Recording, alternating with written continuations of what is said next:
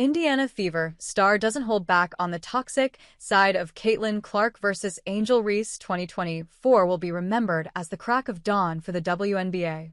Yes, the league has been simmering for a while now, but in 2024, it just exploded.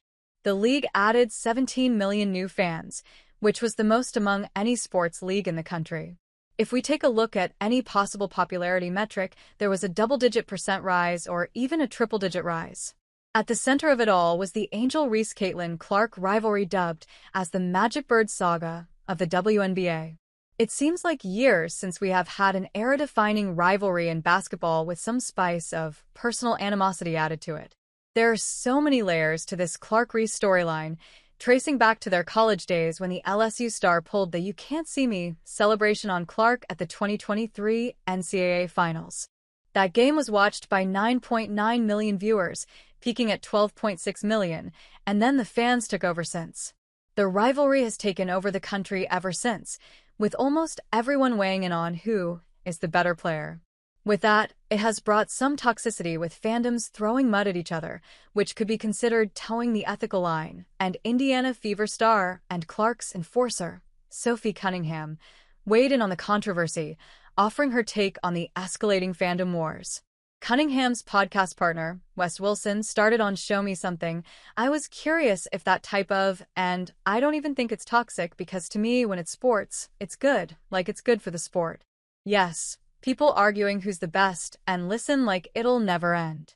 I know that everyone's cared about WNBA for a long time, but seeing like that, just that toxic, like it's like toxic dudes on Twitter being like it's Caitlin, it's Angel. That it's got to be good, you know. Fans are fighting over who is better, like they have some personal stake attached to it, but there is nothing but bragging rights. The increasing interest and arguments bring in a spike in social media buzz, leading to more fans being curious. The numbers back this up. The WNBA has been crushing it online, with nearly 2 billion video views on social platforms in 2024. Caitlin Clark's logo shots, Angel Reese's fiery boards, and entertaining off-court moments are going viral, reaching vast audiences. As a result, the WNBA is now cool to follow. Cunningham pointed out what is even better about this newfound popularity. Cunningham said, "But that's what I love so much about it, though, is like it's not just women going at it. It's like you have guys, you have elementary boys, you have high schoolers, college pros, people who are in their 80s, like all ages of men and women caring about it. And I think that is so much fun. Like, yeah, it's sports. That's why everyone loves it. It's no longer just the older population or just the kids, it's everyone. It's the middle school kid from Des Moines saying, 'I don't even care if she can't dunk, bro. She better than LeBron James.' It is that longtime Steph Curry fan admiring Caitlin Clark's logo threes. NBA fans and even basketball purists are drawn to the intense rivalry between Reese and Clark. It is the perfect clash of ideologies: style versus substance, strategy versus swagger, skill versus emotion. It has forced the youngsters to hop onto the WNBA train. WNBA fans are a young crowd on the whole, even more so than the NBA, which already has one of the largest proportions of young fans in the country. Those aged 18 to 34 make up 47% of WNBA fans and 42% of NBA fans. For context, this group makes up only 30% of the overall adult U.S. population. And it is the youngsters who always drive the trends.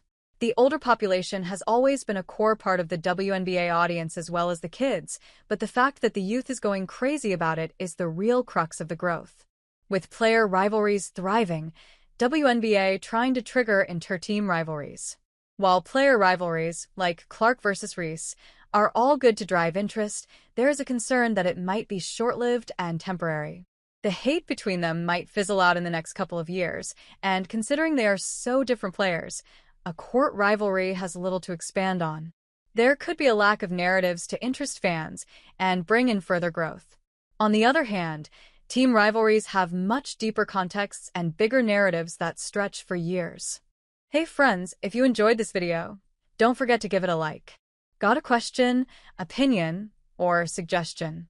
Drop a comment below. I read all of them, and I often feature interesting ones in my next videos. And most importantly, for more exclusive boxing highlights and celebrity news, Make sure to subscribe to the channel and hit the notification bell so you never miss an update. Your support helps us grow and keep bringing you awesome content. See you in the next video. Stay safe and take care.